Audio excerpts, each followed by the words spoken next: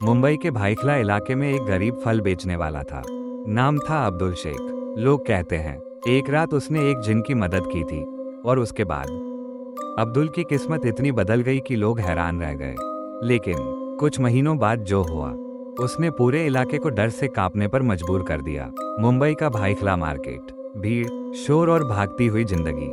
यहीं एक 35 साल का आदमी अब्दुल शेख हर दिन अपना फल का ठेला लगाता था। उसकी पत्नी नसीमा और 2 छोटे बच्चे थे। अब्दुल बहुत गरीब था, लेकिन उसका दिल बहुत बड़ा था। अगर कोई भूखा होता तो वो पैसे न होने पर भी फल दे देता। एक दिन एक बूढ़ा फकीर आया।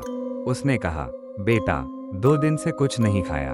अब्दुल ने बिना सोचे उसको केले और सेब दे दिए। फकीर ने जाते जाते बस इतना कहा, अल्लाह तुम्हें जल्द इनाम देगा। अब्दुल ने हंसकर बात टाल दी। उसे क्या पता था उसकी जिंदगी बदलने वाली है। एक रात लगभग 1 बजे अब्दुल अपना ठेला समेटकर घर जा रहा था। उसका रास्ता एक पुराने कब्रिस्तान के पास से जाता था। अचानक उसे किसी की कराहने की आवाज सुनाई दी। बचाओ! अब्दुल डर गया, लेकिन वो रुक गया। कब्रिस्तान के अंदर जाकर देखा तो एक अजीब सा आदमी जमीन पर पड़ा था।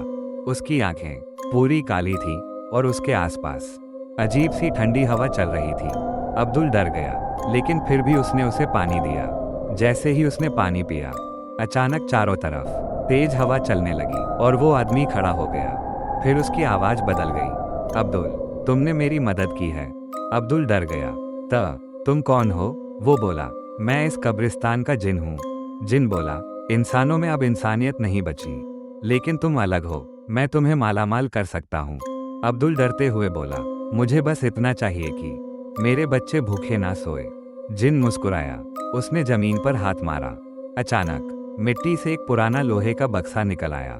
जिन बोला, इसमें सोना है, लेकिन एक शर्त है, कभी भी इस राज को किसी को मत बताना। अब्दुल ने हाँ कह दिया। उस रात के बाद अब्दुल की जिंदगी बदल गई। कुछ ही महीनों में अब्दुल ने ठेले से दुकान बना ली। फिर दुकान से 3 फल की बड़ी दुकानें बन गईं। उसने नया घर खरीद लिया। लोग हैरान थे। सब पूछते, अब्दुल, इतना पैसा कहाँ से आया? अब्दुल हमेशा कहता, अल्लाह की मेहरबानी। लेकिन उसकी पत्नी नसीमा को शक होने लगा। एक रात नसीमा ने जोर देकर पूछा, सच बताओ, पैसा कहाँ से आया? अब्दुल ने बहुत देर तक चुप रहकर आखिर सच बता दिया। जिन, कब्रिस्तान, खजाना, सब कुछ। लेकिन जैसे ही उसने ये कहा, घर के सारे लाइट्स झिलमिलाने लगे हाई वोल्टेज, और कमरे में अचानक ठंडी हवा भर गई। अब्दुल समझ गया उससे बहुत बड़ी गलती हो गई। अचानक कमरे के कोने में काला धुआं बनने लगा। धीरे धीरे उस धुएं से वही जिन निकल आया।